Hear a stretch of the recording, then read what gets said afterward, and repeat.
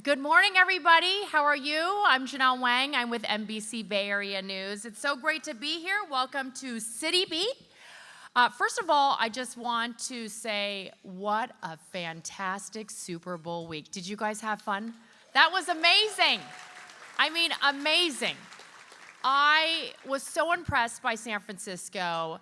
People had these preconceived notions, misconceptions, perceptions of the city, and it all changed when they came for Super Bowl week. So congratulations to everyone. It was such a great week. Our station, my co-anchor and I, Raj Mathai, anchored our entire week from Moscone Center. He did go to the NFL Honors one night to anchor our coverage from there, but it was so fun to be in the city at the Super Bowl experience. I did get injured on the first day. I pulled a hamstring in the 40-yard dash, but I had a great time. It was on TV. It was super painful. And the reason why I'm wearing sneakers, a lot of you may have not known this, but last year I fell off the stage backstage. So I am a klutz, I am clumsy, I'm on the injured reserve, but I am here and I'm so happy to be here. But it was just fantastic to see all the restaurants just bustling. The bars were packed. The celebrities were like Facebooking and on TikTok about where they were. It was just fantastic to see. So congratulations. And I don't know if Rodney Fong or I saw the mayor here. Is Mother Nature on direct dial? Because the weather was perfect. It was like nearly 70 degrees all week. Welcome to California. And then on cue, the rain arrived right when we need it. So thank you all for being here. I'm so glad to be here. This is my second year in a row being here. I have to wear glasses because I can't see anymore. But I really want to just welcome everyone to CityBeat. The Chamber of Commerce has a very special program for you. It's all about people and businesses shaping the future of the city. And we have a great lineup ahead, including remarks from civic leaders, industry voices, and a first look at this year's CityBeat poll results. And of course, we're grateful for all our sponsors this morning, to all of you for being here and investing in San Francisco's success. And this year, we have something very special, but you have to be here until the very end. We're holding you hostage. Somebody, one person, is gonna win 2 round-trip first-class tickets on United Airlines to anywhere in the world. Yes. Yes. So there's going to be like a QR code that you have to scan, and we're going to tell you about that a little bit later. So that is happening, and we're going to announce that at the end of the program, and you must be present to win. Okay, let's get started with the program. Please join me in welcoming the President and CEO of the Chamber of Commerce, Rodney Fong.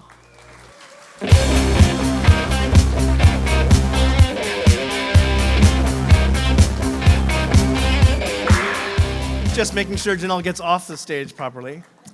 Welcome, CityBeat. It's great to see you all here. This is the Morning Star Outlook Rainy. It is Chamber of Commerce weather today here, and want to welcome everybody. Janelle mentioned Super Bowl. You know, I know the 49ers were not in the game, but I honestly believe that San Francisco was the cultural and economic winner of Super Bowl 60. So everybody should feel incredibly proud of that. Before we go any further, I want to take a moment and thank our sponsors, United Airlines. You heard that there's going to be a great prize today. Our poll sponsor, Amazon, Bank of America. This could not happen without you, so thank you so much. Give them all a big hand, please.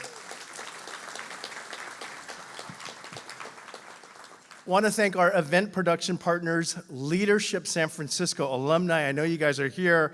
University of San Francisco global students, athlete leaders are here.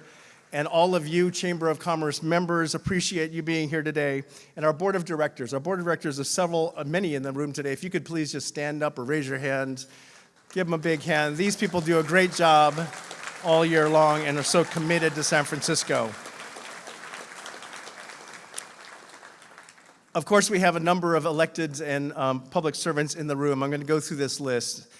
Supervisor Shannon Chen, Supervisor Stephen Sherrill, Supervisor Alan Wong is here, Supervisor Bilal Mahmood is here, Supervisor Raphael Mandelman is here, Supervisor Shaman Walton is here, District Attorney Brooke Jenkins is here, Assessor Recorder Joaquin Torres is here, Director of OEWD, Ann Topier, is here, and the Director of the Small Business Office of Small Business, Katie Tang, is here. Give them all a big hand.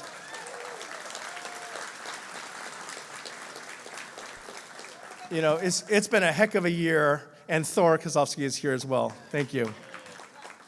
It's been a heck of a year and such great progress. Everyone who's had a hand in the city, in private sector, public sector, really deserves a moment to appreciate. So I also want to just take a moment and thank our Chamber of Commerce staff. The work we're talking about is really tireless, and it takes this team. Everyone says at these kind of meetings, this is such a young, compassionate, passionate team of people that we have at the Chamber. They are dedicated to their work. It is my pleasure, honor to work with them. And so, Chamber of Commerce team, hats off, congratulations to you.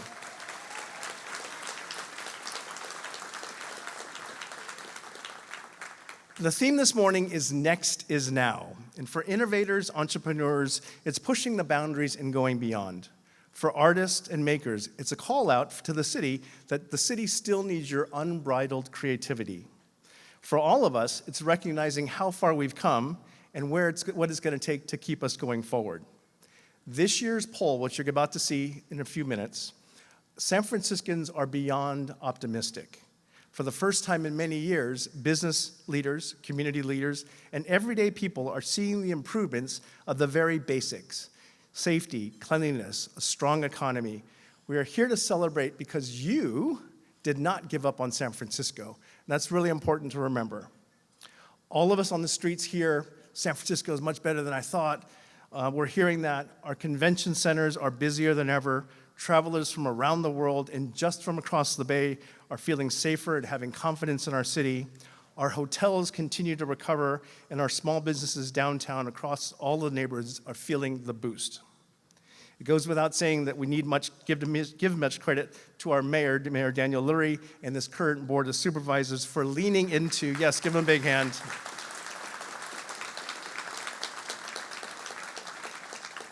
Leaning into the basics and growing real momentum behind the reforms that are needed that the Chamber of Commerce has long championed. The important thing to remember, though, right now, is that recovery is still fragile. We can all feel better, but we know this cannot be taken for granted. We must feel encouraged, but still know how quickly it can slip away if we lose focus. So, sadly, some of our small businesses are still struggling under pressure. Too many people are struggling for the basics. And long-term competitiveness is not always guaranteed. The CityBeat poll shows that people want focus. Focus on safety first.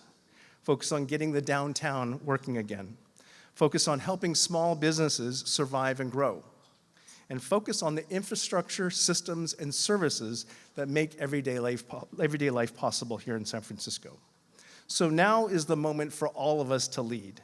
For all of us to take a moment in supporting what's working and doing well, and saying yes to the sometimes uncomfortable, unglamorous work that it's required to keep a city focused and functioning.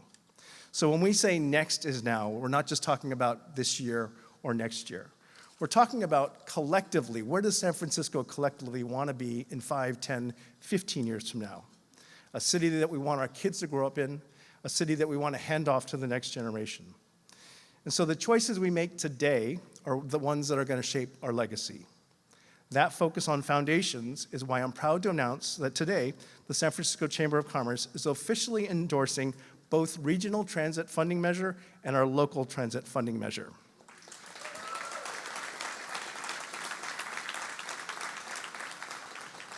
Additionally, I'm honored to share that I'll be serving as an official ballot proponent on the Muni measure, and so hopefully we make sure that we're supporting our local transit system. This matters more than ever when people want a city that it just at the end of the day works for all of us. A city that gets the small things, gets it right all the way across the board. Transit is a big part of that, and connecting people to jobs, customers to your businesses, and the entire region and all the different activities that happen around the Bay. So here's the ask. Stay engaged, please. Support the policies and investments that matter long-term for San Francisco. and join us in building the next chapter of San Francisco, not someday, but now. Thank you very much, and thank you for supporting the San Francisco Chamber of Commerce.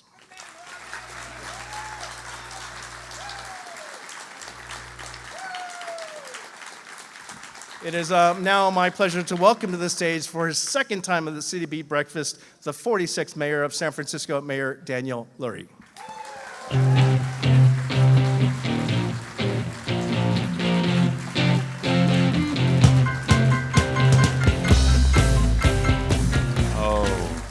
Thank you.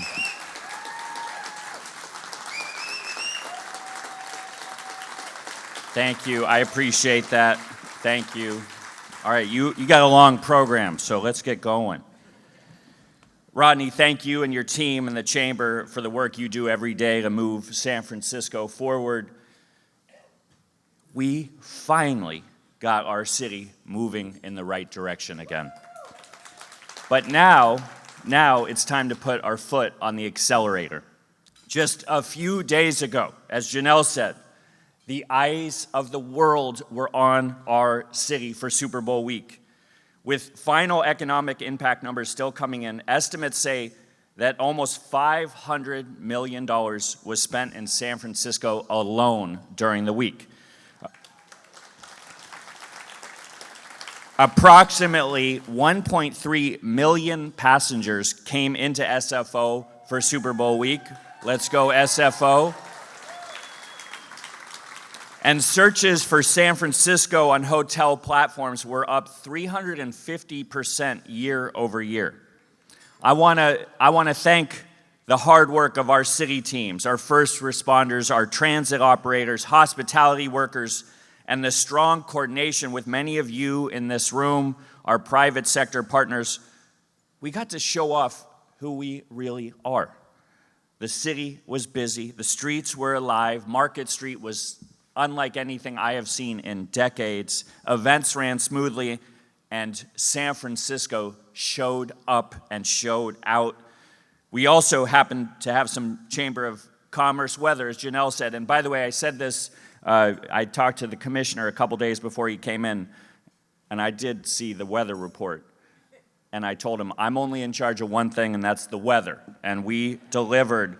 But I know it's Chamber of Commerce joke, so thank you to the Chamber for delivering on that. I'm grateful to all of you for being here this morning, because I know you all dedicate so much to San Francisco. Our employers, our small business owners, our labor leaders, our innovators, our community partners, our artists, and our public servants. Now, the annual CityBeat poll captures something we can't afford to lose sight of: how San Franciscans actually feel. Beyond crime stats or economic numbers, which are also really good, those feelings this year show that San Franciscans are feeling good again. Overall optimism and perceptions of quality of life have improved significantly, and 64% of San Franciscans now say that San Francisco is on the right track, compared to just 22% a year ago. That is a huge accomplishment, and that's thanks to all of you. CityBeat shows growing confidence in the direction of this city, and that confidence starts with the basics: public safety, which I have said from day one is my #1 priority, and in partnership with our PD, our sheriffs, our incredible district attorney, we are focused and we are committed. That will always remain my North Star, because nothing else matters if we don't get that right. CityBeat also reinforces that downtown remains essential for San Francisco, as Rodney said. People believe in its importance, and they're seeing activity return. Events, conventions, new businesses. People are coming back. Just last Friday evening during Super Bowl week, and this was an unplanned stop amongst about 15 stops during the day, I had a friend say, you gotta come check out Union Square. There's 200 people salsa dancing. I kid you not. And so I went over there, and we posted a quick Instagram. It's funny that I was struggling to find that word. We we posted a quick video. It's like 15 seconds.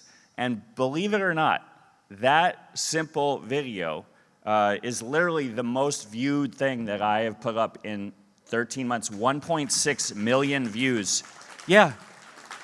Brooke, 1.6 million views of people salsa dancing during a week that we had all planned out, 300 different events. But it was those little joyful moments that San Francisco is feeling again. That is what is resonating. That is what we are delivering on. And we have to keep that joy, that optimism, that hopeful spirit alive, especially during these times. The world is catching on. The narrative is changing, and it is real, and the positive energy is building. But as Rodney pointed out, and I want to point out too, the economy and our recovery is fragile. It depends on safety that people can feel, clean streets people can see, permits that don't take forever, and a city government that respects time and cost. When small businesses succeed or major employers grow, San Francisco gets stronger, more jobs, more foot traffic, and funding for services families rely on. The poll shows strong support for practical economic tools that help businesses invest and grow. And that aligns with our focus on clearing the obstacles and keeping momentum moving forward. The data also reflects a harder truth. San Francisco remains too expensive for families. People feel the pressure on housing, on the cost of living, and they want solutions that will move the needle. That's why we worked hard all of last year to pass the family zoning, making room for housing, for our artists, for our teachers, for our workers, and the next generation of San Franciscans. It's why we are making childcare accessible to every San Franciscan as part of our family opportunity agenda. We are the first city in the country providing childcare to anyone making $210,000 a year or less for their children. That is something to be proud of. And it's why we're doing everything possible to keep our educators and the district talking as this educator strike continues so our kids can get back into the classroom where they belong. Finally, the CityBeat poll confirms that people understand, and once again, Rodney, I'm picking up where you left off, that Muni and BART are foundational. It's foundational to our economic recovery, to our downtown recovery, to our neighborhood vitality and economic competitiveness. A city that can't move, can't thrive, and funding Muni is non-negotiable.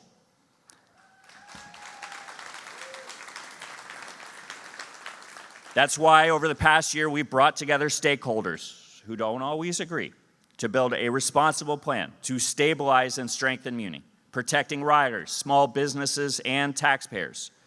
The plan to fund Muni prioritizes protecting tenants, homeowners, and small businesses, and ensures that Muni not only survives the financial crisis, but thrives for generations to come. Now, when I was standing here a year ago, and I can't believe it's been a year ago people were asking whether San Francisco would ever recover. Today, the data and the feeling on the streets, we all know it tells a different story. We are moving in the right direction. You can see it in safer streets. You can feel it in downtown. You can feel it in the moments like Union Square where people just show up and dance. But momentum is not the finish line. The work now is to make this recovery durable. Durable for families who want to stay. Durable for small businesses taking risks. Durable for workers who keep this city running every single day. That means staying focused on the fundamentals. Public safety, clean streets, housing people can afford, transit people can rely on, and a city government that works for everyday San Franciscans and not just the insiders. But we can't do this alone. City Hall cannot do this alone. Recovery happens when people across the city, including the people in this room, business, labor, community, philanthropy, and government, decide to move in the same direction. That's how we got here. That's how we're going to keep it going. So let's step on the accelerator together. The San Francisco comeback is well underway, and we are just getting started. Let's go, San Francisco. Thank you.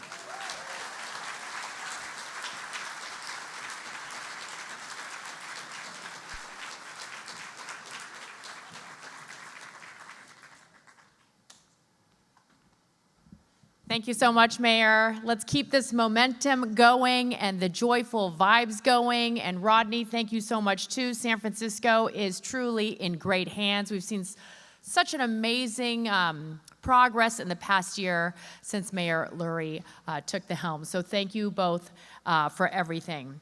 We're now going to move on to the next part of our program. Somebody's got great vibes, incredible energy. We actually did a story on him, I think about a year ago, on all the amazing things he's doing for the city. He is a Bay Area native. He's the master of hype, music, culture, everything creative in the Bay Area.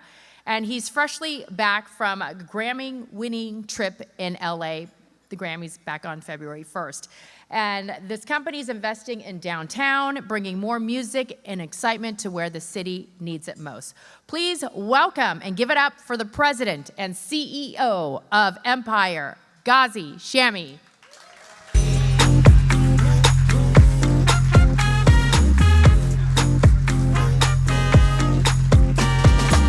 When I move my body just like this, I don't know why, but I feel like... Good morning, everybody. San Francisco is a beautiful place. I like this view. I didn't expect to show up to something with such a esteemed group of people in front of me, so this is pretty gratifying to be here. I appreciate it. I don't think people understand the magnitude of what happened last week. I think this room understands the magnitude, but maybe the rest of the country doesn't understand. But Super Bowl week definitely showed what San Francisco is when it's at its finest. So if you guys don't mind joining me for a second, I think we need to clap it up for Super Bowl week, because that was incredible.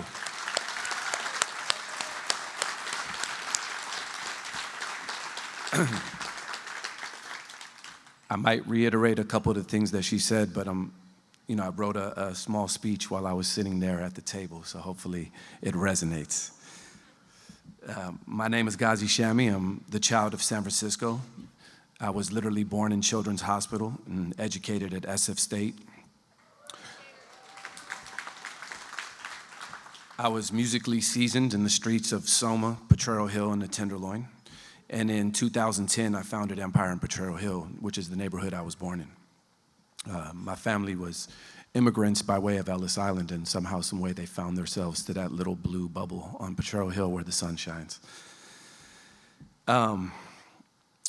As an audio engineer and producer who grew up in the shadow of Silicon Valley, I saw an opportunity to bridge the gap between technology and culture. Today, Empire is the largest independent music company in the United States, and we built every brick of it right here at home.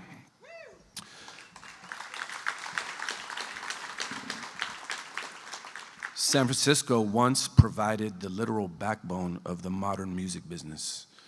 Companies like Ingrooves and IOTA built the framework for the digital distribution right here in Soma. In fact, Ingrooves used to be at 44 Spear right underneath the bridge. Beats, which would become Apple Music, was in Dogpatch. SoundCloud was in the Mission. Rhapsody was right down the street on 3rd Street. But when these companies migrated to LA and New York, they took more than just thousands of jobs. They took our gravity and they took our culture. Culture is a multiplier. It's the one thing you can't quantify on a spreadsheet. I tell people this all the time. I argue with my CFO about this all the time. Yet it's the soul of the city. And for far too long, San Francisco has excelled at fostering talent only to fail at retaining it. We've become an exporter of the very greatness that we create. I believe we have to be the change you want to see, and that's why we purchased One Montgomery. We're moving 200 plus employees into the heart of the city to anchor our global operations. We've already seen the hunger for this. During Super Bowl, we partnered with Levi's to launch the Empire Museum, celebrating 15 years in the city. Seeing thousands of fans show up to celebrate, Our history was a surreal moment, not just for the company, but for the city. It proved that the energy is still here. It just needs a place to live. We are proving that you do not have to leave the Bay Area to win a Grammy or build a global powerhouse. Our studios in Soma continue to attract the world's most elite artists, proving that when you provide the infrastructure, the talent stays. We aren't just buying real estate, we are reinvesting into an ecosystem. Let's stop exporting our best assets. Let's keep our talent, our tech, and our culture right here where they belong. This is an amazing fucking city.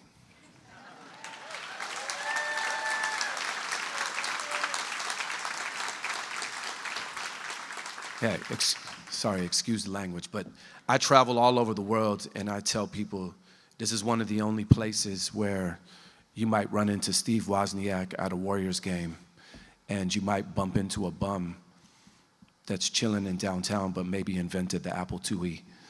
And that's a very special place to live. And you know, I feel very fortunate to raise my kids here in downtown. I can't see myself being any place but San Francisco. It's the most balanced city on earth, and I'm very appreciative to be a child of the city. So thank you very much for having me.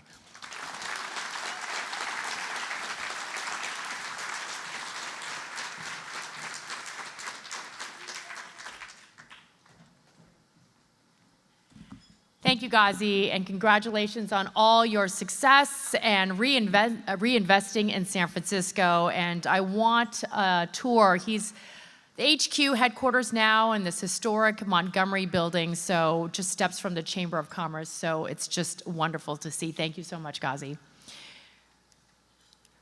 We're now going to hear from some of the business leaders here with us today. Today's celebration wouldn't be possible without the generous support of partners like Amazon and their commitment to strengthening economic opportunity and innovation across the Bay Area.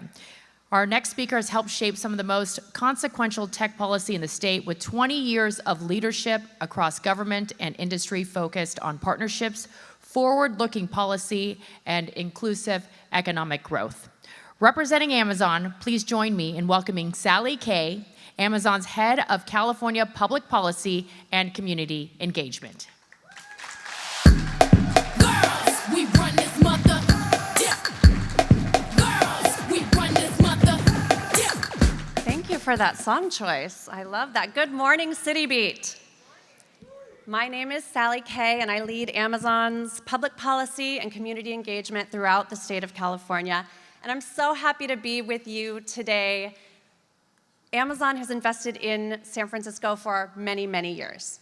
But we really leaned in with our investments at some of our darkest days, starting around 2020. And I worked with so many of you in this room with passion and commitment because we knew today would come. We knew today would be the time when San Franciscans would have optimism and joy about what's going on in our city. I want to quickly tell you about Amazon's priorities here in San Francisco. The first is downtown. We're so proud to be a partner of the Downtown Development Corporation and the Downtown Ambassador Program. We're seeing real results, a 53% reduction in safety-related incidents, and 82% of commuters say they feel more safe on their morning commute. When we sponsor events like Let's Glow downtown and Winter Walk in Union Square, we're not just throwing on a party, we're bringing tens of thousands of people downtown and we're generating millions of dollars in economic activity. Second, we believe San Francisco's treasured arts organizations are vital to maintaining the heartbeat of this city. That's why we support the San Francisco Opera, the San Francisco Ballet, the San Francisco Gay Men's Chorus, just to name a few. But we also believe that the arts belong to everyone. And so our support for innovative programs like ACT's Bold Access Initiative and pop-up concerts with San Francisco Jazz, we're making sure that the arts are accessible to everyone. Lastly, we're addressing the needs that are most important. Amazon drivers deliver on behalf of our partner San Francisco Marin Food Bank. We deliver 3,400 free meals a week. That's 2.6 million meals a year, making this the largest home-delivered groceries program in the country. And we support programs like Compass Family Services, the Chinatown Community Development Center, and San Francisco Community Health Center because we know that a thriving city must take care of our neighbors. And this is what it means to invest in a city, not just with buildings, but in people, in culture, and in community. Now, I was a cheerleader for 4 years. And often when I tell people that, they say, yeah, I could tell.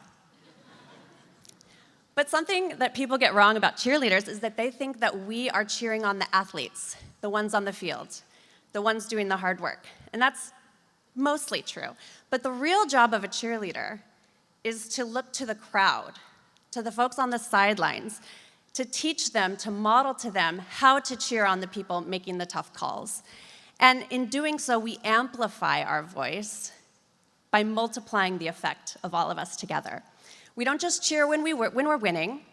In fact, we might need more noise, more energy, more hope when we're down, when we really need to hold that line. And as has already been said, we should be very, very happy about the progress that we've made here in San Francisco, but a successful future is not guaranteed. We have to work together for it. So by virtue of you being here today, you've become members of the San Francisco cheerleading team.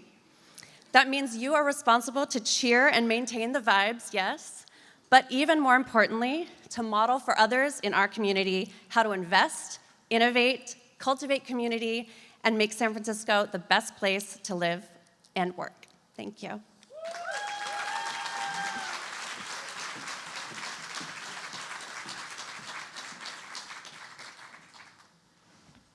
Thank you so much, Sally. Next, we're honored to welcome a longtime civic and business leader who has spent nearly 3 decades shaping Bank of America's work across the Bay Area. Mark Mukelke serves as Managing Director and Market Executive for the Greater Bay Area, where he leads teams supporting some of the region's most dynamic companies. He's also a committed civic partner serving on the Chamber's Executive Committee as the Membership Board Chair. Please welcome Mark Mukelke of Bank of America.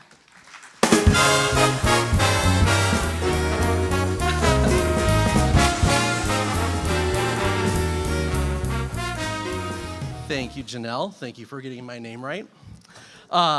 We at Bank of America are honored to bring you this year's economic forecast.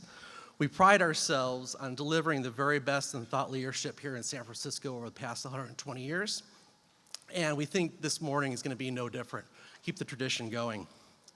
It's my pleasure to introduce Bay Netzer, who represents the National Chief Investment Office of Bank of America's Private Bank. She is based here in San Francisco and presents the firm's market outlook and investment strategy for clients across the Western United States. Bay graduated from Stanford University and began her career at Goldman Sachs in New York. She went on to spend more of a decade as a global financial journalist covering markets and economies for major print, radio, and television outlets across the United States and Europe. She is a CFA charter holder, a former president of the CFA Society of San Francisco, and in 2023 was recognized by the San Francisco Business Times as one of the most influential women in Bay Area business. Please join me in welcoming Bay Netzer.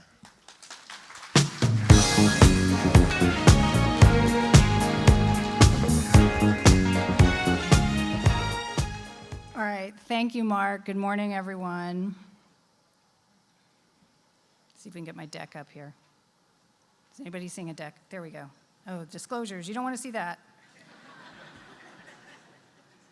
Okay, before I dive in, just quick show of hands, how many of you had to take a macroeconomics class in high school or college? Okay, so just about everyone. Second question, be honest, how many of you liked it? All right, not even a quarter of you. All right, well, it's good if you did like it because when you look back at 2025 was an immersion class in macroeconomics. We had to read about the 1930 Smoot-Hawley tariffs.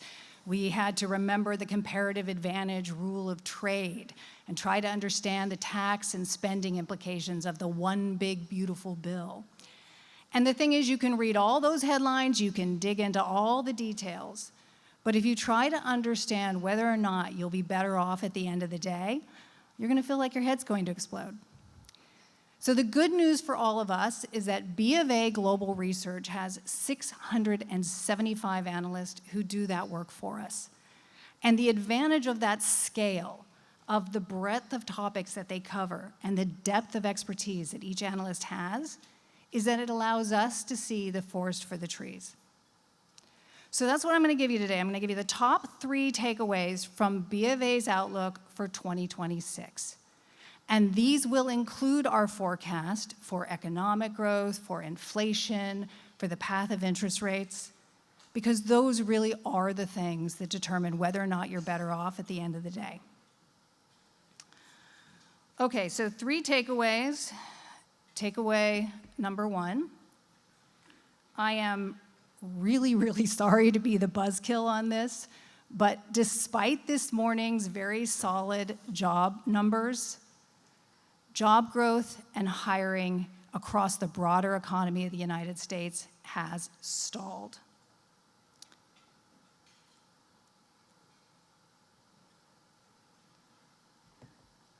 Up until this morning, the government statistic was that in 2025, we created just 1/4 of the jobs that were created in 2024. This morning, revisions came out, and it turns out that in 2025, we created just 1/10 of the jobs created in 2024. Now, that is surprising to a number of people because the unemployment rate is still historically very low.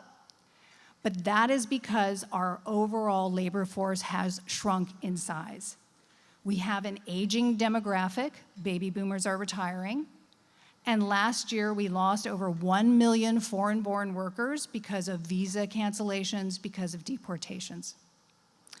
So those are the headline numbers, but you have to dig underneath the headlines to try to see where the hiring has stalled, where job growth has slowed. And when you do that, B of A has identified 3 main causes. Some of the slowdown was due to the federal government. We saw that in this morning's report as well. We had the DOGE cuts, we had a federal hiring freeze. Some of the slowdown was due to tariff uncertainty in the goods and manufacturing sector. And some of the slowdown was due to the rapid adoption of artificial intelligence. So another show of hands, how many of you know a recent high school or college grad who can't find a job? So quite a few of you. The unemployment rate as of this morning's report nationally was 4.3%, but it's 8.2% for 20 to 24-year-olds. We know that AI usually crowds out entry-level jobs. And the professional and business services sector has been one of the most rapid adopters of AI. That sector had layoffs in 9 out of 12 months last year, and it lost net about 100,000 jobs. And these are white-collar jobs. B of A forecasts that those people most at risk of losing their jobs to AI are those in the so-called finger economy. So those are the ones that interface primarily via keyboards with digital devices or screens, versus traditional blue-collar jobs where you maybe use all of your body. So think customer service reps, credit analysts, not mechanics and plumbers. Now, in an ideal world, freeing up these jobs and giving them to AI would allow these customer service reps and these credit analysts to complete higher value tasks. That is just a part of normal technological evolution. 60% of the jobs that existed in 2018 did not exist in 1940. But the risk, of course, is a timing mismatch, right? How quickly and how rapidly do people lose their jobs to AI, and how quickly can our education system retrain them, upskill them to complete these higher value tasks? So job growth and hiring has slowed.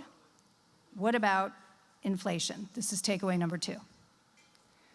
B of A expects historically high but not hyperinflation in 2026, And that means affordability will remain an issue throughout the year and into the midterms.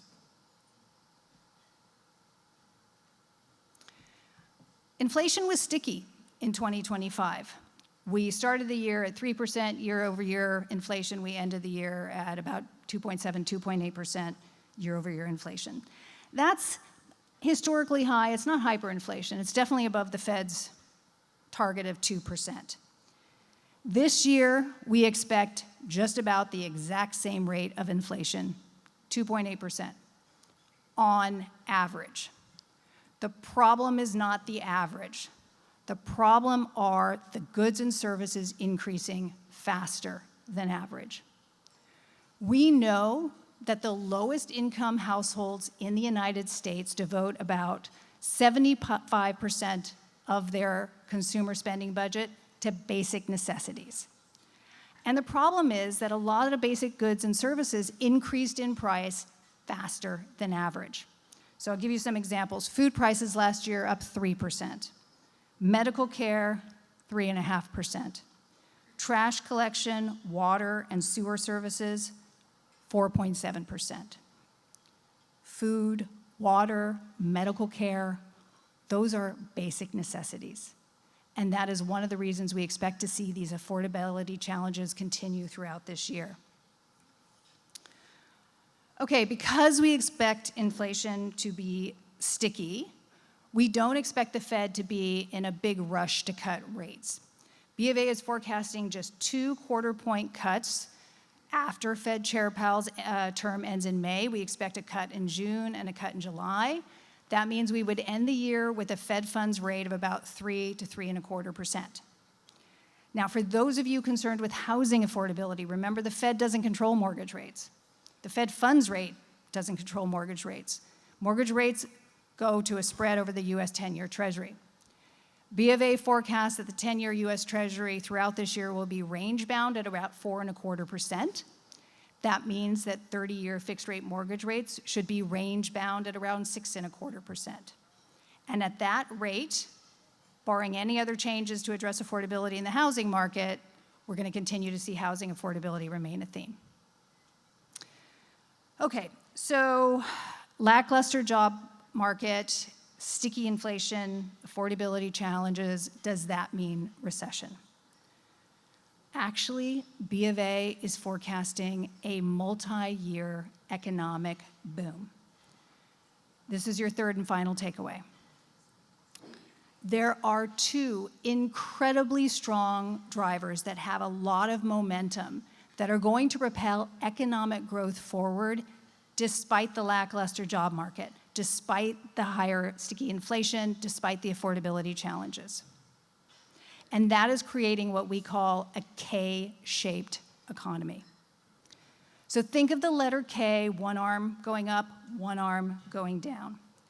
And probably the best way to talk about this is through the lens of consumer spending. Many of you know that consumer spending is about 70% of our economy.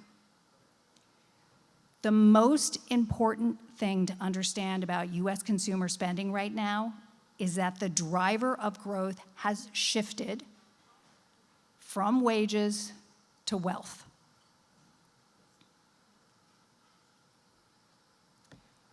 In 2025, the highest income households in the United States increased their consumer spending by 2.4%. It's about the same rate as our GDP. That compares to 0.4% for the lowest income households. Now, that's just 1 year's numbers, and it's not just due to the fact that the stock market was up double digits last year or the 2 years before that. This is a trend that goes back 3 decades, not 3 years. For half a century, from 1945 to 1995, we saw the value of capital increase at about the same rate as wages. And that meant that consumer spending for high-income households and low-income households also increased at about the same rate. Then in 1995, around the mid-1990s, with the internet boom, we started to see the value of capital invested in the stock market, invested in startups, invested in technology, increase at a much faster rate than wages. Wages still went up, just not as fast as capital. The result is that today, the top 10% of US households by income account for 50% of consumer spending. And that is why there is this disconnect between these very robust, very strong numbers for consumer spending in aggregate and these very real concerns about affordability and low consumer confidence. It's because it's a relatively small slice of our population that is driving so much of that consumer spending growth. Now, the other thing you need to know about this wealth that is driving consumer spending today is that it is primarily controlled by one demographic, baby boomers. Today, baby boomers control $85 trillion, or more than half of US household net worth. And just about any category of discretionary spending that B of A looks at, travel, leisure, healthcare, it's baby boomers that are driving that growth. 2026 is also a year that we call peak 65. We have 4.2 million baby boomers turning 65 this year. And many are looking forward to retirement, and many are looking forward to spending their wealth in retirement. And this is not a trend that ends at calendar year 2026. This has a runway. And that is one of the reasons why B of A forecasts this multi-year boom of economic growth. It has a few years, it has legs. Okay, so I said there were two drivers of growth right now that have a lot of momentum. The second driver is productivity. Productivity is just output per man-hour or woman-hour work. So think of it as a measure of efficiency. How quickly do we convert inputs to output? Growth in productivity is primarily driven by capital expenditure. So building factories, upgrading equipment, investing in technology and AI. Productivity growth in the US has boomed. Some of you may have seen a report earlier this year that showed productivity growing at a 4.9% rate in the latter part of 2025. That is a huge growth rate. We haven't seen that rate in productivity growth since the mid-1990s and the internet boom. Now, not all CapEx in the United States is in AI data centers, but a lot of it is or it's related. So this chart may be hard to see a lot of detail on, but it shows projected demand in electricity over the next 10 years due to these new AI data centers coming online. And the point here is that it's not just about spending on chips. It's about our electrical grid. It's about having the fossil fuels and the renewable energy to power our grid. This will impact many areas of the economy, and it has a multiple-year runway. So again, a second driver of growth that we think has legs. So it is really these two drivers, consumer spending and productivity, that we think will propel economic growth in the year ahead. I want to also mention there are additional drivers that kick in this year. We have the One Big Beautiful Bill, tax cuts. We have increased spending in areas like defense.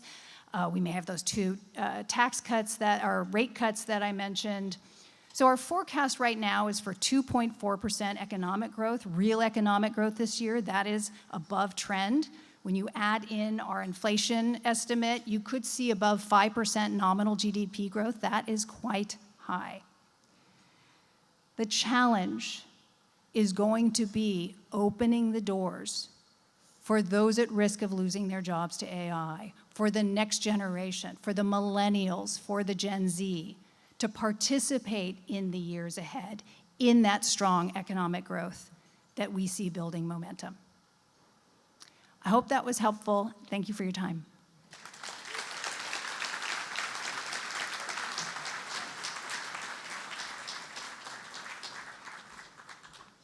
Thank you so much, Bae, for breaking down those numbers and sharing that forecast for the future. We appreciate it so much. Okay, we now have the CityBeat poll results, and the 2026 poll results brought to you by United Airlines. And remember, for those who may have arrived late, the Chamber and United are giving away 2 free round-trip first-class tickets to anywhere in the world. So stay till the end. You have to be present to win, and we will find out who will be flying the friendly skies. Okay, we're now going to move on to our CityBeat poll results presenter. You know her very well. She has led complex government relation strategies for some of the country's largest companies, and her ability to build strong relationships with key decision makers and her deep understanding of the political landscape has strengthened both the Chamber of Commerce and the business community incredibly. She is a longtime Chamber board member, Public Policy Chair, and the Managing Director of State and Local Government Affairs, Western Region at United Airlines. Please welcome Papia Gamblin.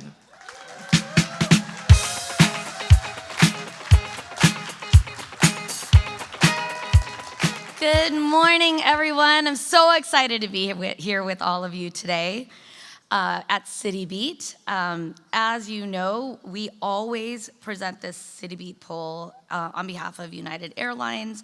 And why do we do it? It's because we have this long-standing partnership with San Francisco Chamber and the City of San Francisco. We're really proud to be here, and we have over 20,000 employees here in the Bay Area. This commitment is really important because we are here to connect the world and connect people. And that is what this poll is all about, is sharing what that connection is to San Francisco and how they feel about it. I want to take a moment and thank EMC Research for all the work that they did with the poll. So if we could give them a round of applause, really appreciate their investment year over year. So I usually am up here and I'm sharing with you all of the data. Well, this year it's going to be a little different. So I'm going to turn this over to a video that you'll watch of the findings. And the video is, I'll just be introducing myself. So you're going to see me in a second. And so please enjoy, take notes, but if you miss it, it's okay.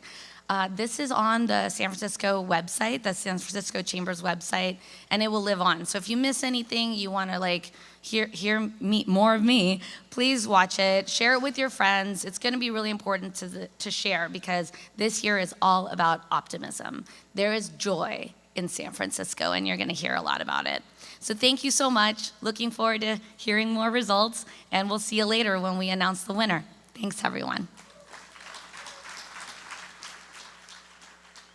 Hello and welcome to San Francisco Chamber of Commerce's 2026 annual CityBeat poll results. I'm Papia Gamblin, the Managing Director of State and Local Government Affairs for United Airlines and a proud board member and the Public Policy Committee Chair at the San Francisco Chamber of Commerce. United is a proud sponsor of this year's CityBeat poll, and I'm excited to share this year's incredible findings with you. CityBeat was created to take the pulse of San Francisco. It gives all of San Francisco a clear, data-driven view of how we're experiencing our city, what's working, what isn't working, and what do we want to see next. This year's results are especially meaningful. For the first time in years, we're seeing a broad-based shift in optimism, not because San Francisco's challenges are gone, but because residents are beginning to see real, tangible progress in their daily lives. Today, 64% of voters say San Francisco is headed in the right direction, up from just 26% in 2021. That's 3 times more, and that's amazing. Quality of life perceptions have rebounded sharply. 44% of voters say quality of life has improved, compared to single digits just a few years ago. The average quality of life rating is now at its highest point in 5 years. Most importantly, we're seeing movement on the issues most directly shaping how people feel about our city. In 2021, only 6% of San Franciscans said crime was improving. This year, 60% say crime has gotten better. That's a 10% jump. We see similar trends with homelessness and street cleanliness, all of which were at historic lows earlier in the decade and now are clearly moving in the right direction. The takeaway here is simple. When the basics improve, confidence follows. Renewed confidence matters because it creates momentum. But the CityBeat data also tells us something else very clearly. This recovery still is in progress. For the first time since 2020, more voters are optimistic than pessimistic about San Francisco's economic future. San Franciscans are pragmatic, believing recovery is possible if we keep making smart, intentional choices. 75% say the city is making progress on the downtown economy with new events, conventions, and businesses. This is a 27-point increase from last year. Perceptions of safety downtown are at their highest in years. Downtown and neighborhood corridors across the city still have work ahead. Support for proactive, pro-growth policies are so strong in this year's poll. 90% of voters support tax incentives to support small businesses. 74% say attracting and retaining large businesses is important to San Francisco's future. 54% support offering tax incentives to large business to attract and retain jobs. 74% support tax incentives for hospitality and tourism businesses. 63% support research and development tax credits to attract high-growth companies. And 69% support reducing the commercial real estate transfer tax to address vacancies. Altogether, San Franciscans want a strong small business ecosystem, recognize the importance of large employers, and support targeted incentives when policies are clearly tied to jobs growth and recovery. CityBeat 2026 shows recovery is not just about policy, it's about our future, improving quality of life, strengthening our competitiveness, and making San Francisco more affordable. We know the urgency. 61% of voters say the availability of housing has gotten worse, and 78% say the cost of living has gotten worse too. San Franciscans are sending a direct mandate about housing.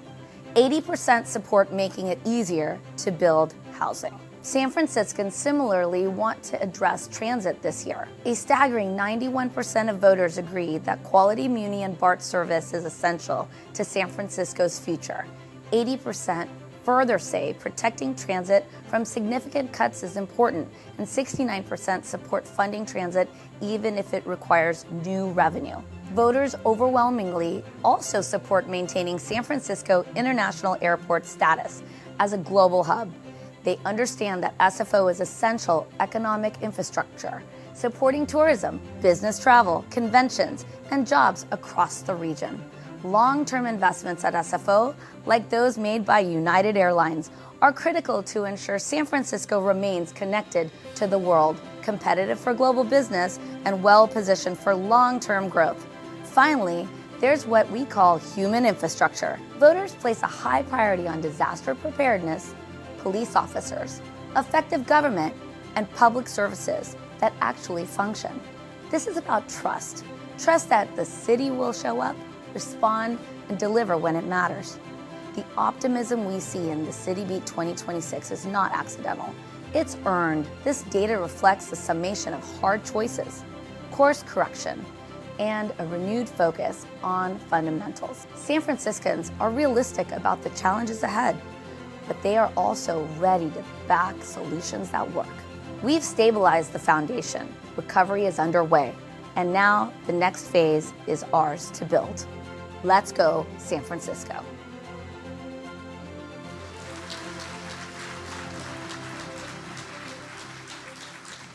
Thank you, Papia and United Airlines. That is great news, and we're going to continue to celebrate all that great news throughout the year. I think I hear something to my left.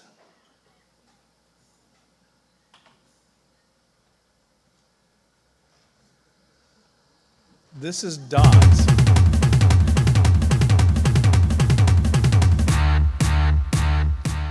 Proudly developed right here in San Francisco, Dot is DoorDash's first autonomous delivery robot, 1/10 the size of a car, fully electric, street-friendly, designed to get up on the ground and get goods safely moving and efficiently.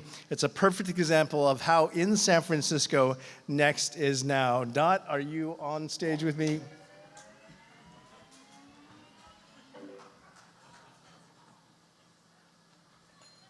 Thank you, Dot.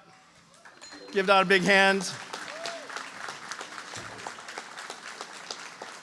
This is a tradition we have here at the Chamber of Commerce at our CityBeat breakfast to ring in the new chair. I want to bring this bell for a second here. Hopefully it gets a great little... Okay. Kemi Blackstone, would you please join me on stage? Kemi's been our board chair this whole last year, 2025. Kemi's just done a great job of leading the Chamber of Commerce board through some difficult times, leadership. I've had a great time working with you as a friend, as a colleague, and so thank you so much for all of your hard work.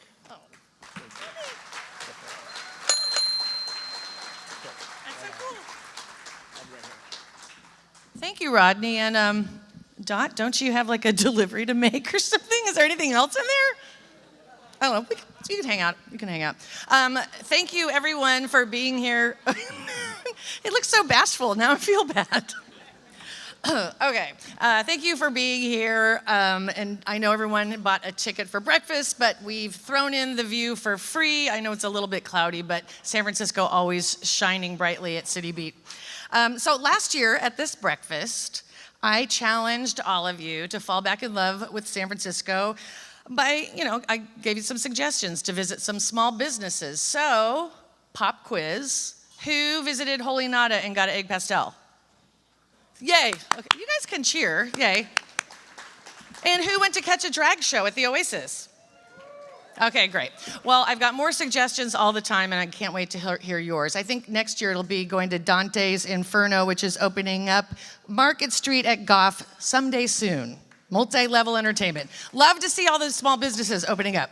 So let's see, serving as board chair during the Chamber's 175th anniversary was such an honor, and I'm so incredibly proud of everything the Chamber accomplished during that time. Under Rodney's leadership, the organization embraced big, bold ideas. We weren't afraid to aim high. I mean, from traveling to Japan to pitch San Francisco as the future center of the global stage and explore new opportunities to elevate the city internationally, to advancing transformative efforts here at home. One of the most exciting milestones was helping to bring a new university to San Francisco, opening the doors to a new era of academic and economic opportunity. Let's go Commodores. Everybody get used to saying that because the Vanderbilt Commodores, that's their mascot. So we see that as a strong first step with the potential for additional institutions to follow and further strengthen San Francisco's future. And even with those big swings, the Chamber has seen steady, deliberate progress. I mean, yeah, San Francisco still has challenges. We know that, economic uncertainty, downtown recovery, workforce transitions, and the broader question of what our city will become next. But the bright spots are real, and that optimism we're all feeling, it's legit. Companies are moving back to the city. I mean, even AT&T, my company, we're reopening our store in Union Square. Right, Marissa? Tourists are coming. Conventions are coming back. Super Bowl week was amazing. And I'm telling you, it may have been in Santa Clara, but San Francisco's parties were fire. So what's next? It's kind of like the theme of this breakfast. Next is now. San Francisco is rising and morphing into her next version of herself right before our very eyes. And the Chamber is right there in the mix, finding new opportunities for business, engaging entrepreneurs and creatives, and supporting policies that make San Francisco a great place to grow, build, and innovate.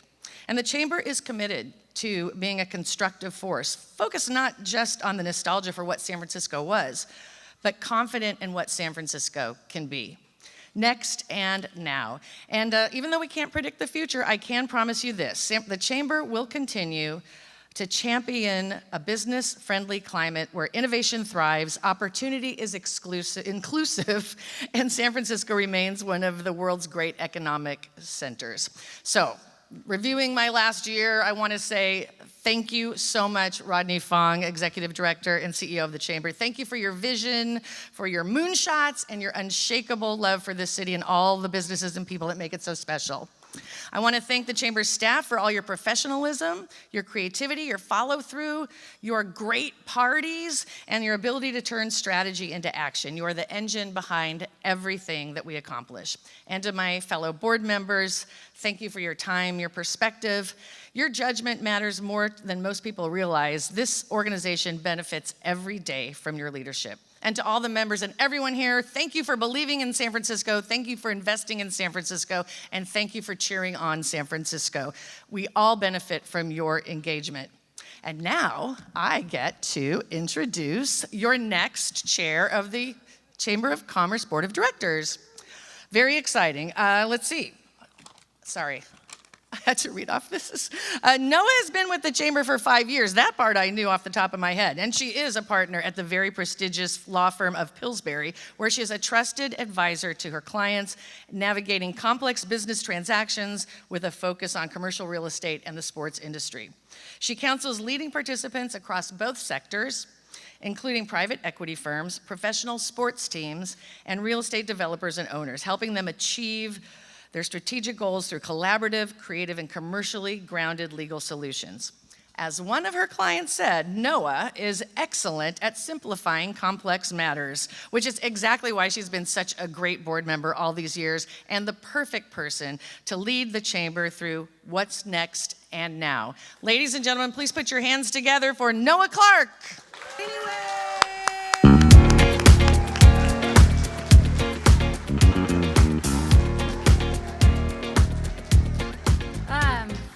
Wow, that was quite the intro. So, hello everyone.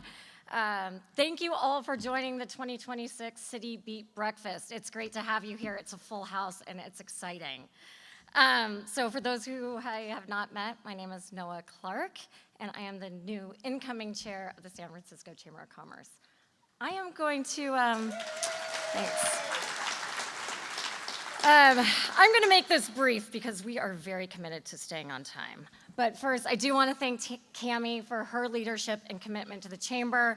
And I also want to thank you all again for joining and for your continued involvement in San Francisco. As Cami said, I am an attorney by trade. I work at a law firm called Pillsbury, Winthrop, Shaw, Pittman. It was a law firm founded in the city and with deep roots here and into the business community. I not only work in San Francisco, but I am proud to live here, and I am proud to raise a family here. So I guess for the past few years, I have really seen the challenges that San Francisco faces and the businesses face as well. And it's been truly, truly rewarding to see the progress that has been made when businesses of all sizes and types, the community leaders, and residents come together and work towards a common goal of making the city an environment that works for everyone.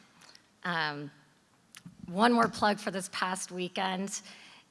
The city is bumping and buzzing. We have downtown, Union Square, Mission Rock, Chinatown. They are alive and filled with energy and optimism that we have not seen for a long time, and it shows. And this is the optimism at the Chamber that we have long hoped for. The results of the CityBeat poll today show that this is real, and it also shows what must be done next to continue forward.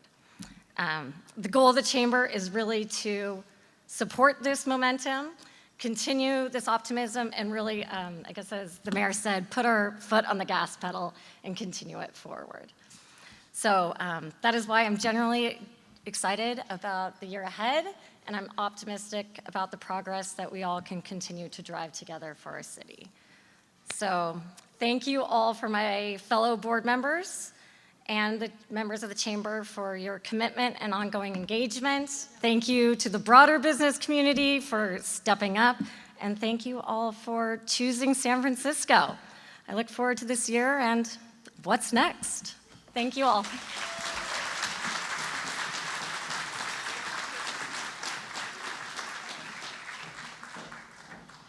Thank you, Noah. Congratulations to our new chair. High fives back there for sure. We're excited for this next year.